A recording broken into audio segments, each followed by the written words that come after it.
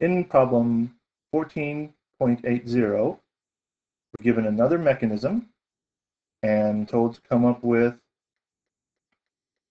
first, the overall reaction.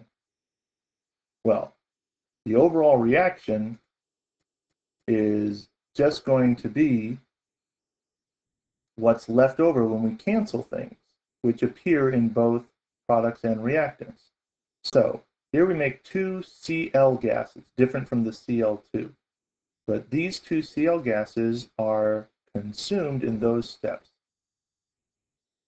Then here we make carbon trichloride, and it's consumed in this step. So the things that we have are, from start to finish, are chlorine gas, chloroform, CHCl3, and it makes hydrochloric acid gas, or hydrogen chloride, and carbon tetrachloride. So the overall reaction is simply with things crossed out, removed. That gives us an overall reaction like this. We then have to say, well, what are the intermediates? Well, those intermediates are going to be everything that was made during the mechanism and then consumed. So this was made and then consumed, the same thing that we crossed out. And this was made and then consumed. So everything which did not make it into the final equation are intermediates. So the intermediates are that Cl gas and carbon trichloride.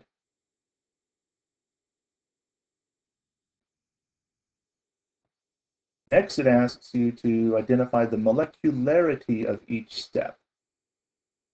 And if you look on page 535, you'll see the easy explanation that if there's only one thing, that's called unimolecular. But if a step has two things that have to hit each other, that's called bimolecular. And though we don't see one here, if there were three things, that would be called termolecular. So it's easy to see that there's only one thing in step one as a reactant, so it is unimolecular, and then there's two things in both step 2 and step 3. I'm only looking at the reactants. It's what has to collide together. So step 1 is unimolecular, step 2 is bimolecular, and step 3 is bimolecular.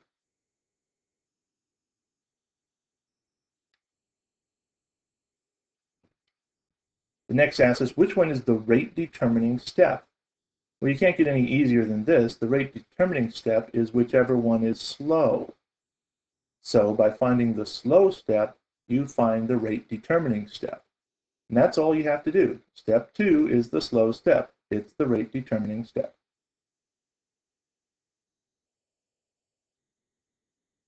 Then we have to get into the real work. What's the rate law predicted by this reaction mechanism? Well, the rate law has to be consistent with the slow step. So, as you can expect, the slow step, if we use this subscript 2 to indicate that it's the second step, it gives us a rate law, which is K2 times the concentration of Cl times the concentration of CHCl3, which is chloroform. Now, as always happens, this is not sufficient because it contains an intermediate. So it can't be the rate law for the reaction. We have to go back one step. You can never go forward to fix this. You always have to go back to the place that the intermediate was made. So this, since it is in equilibrium, makes it really clear that there is a forward and a reverse reaction, and they must be the same rate. So if the rate of the forward equals the rate of the reverse, I can, because these are mechanisms, come up with those rate laws for those steps just by looking at it. So the rate of the forward would be K of the forward reaction times the concentration of Cl2, and the rate of the reverse would be K of the reverse times the concentration of Cl squared, because we made two of them in the reaction.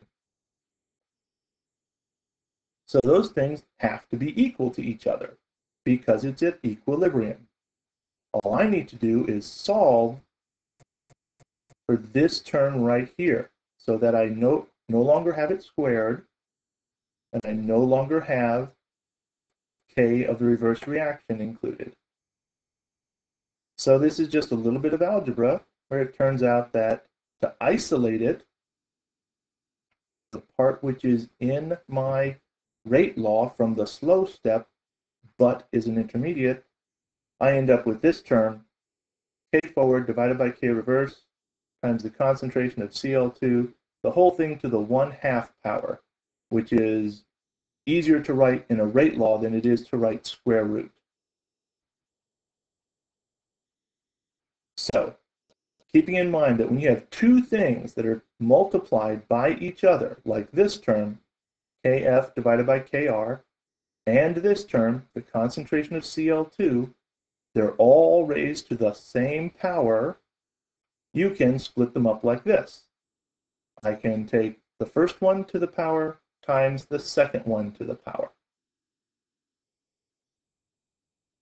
Which means that when I combine it into my original rate law from the slow step, and I'm going to substitute all of this right into here, then that gives me my rate is equal to all of these K's, concentration of Cl2 squared, or excuse me, to the 1/2 concentration of chloroform. All those K values get combined, and there we have our rate law. All of these K values get turned into this one K value right here. There's the rate law.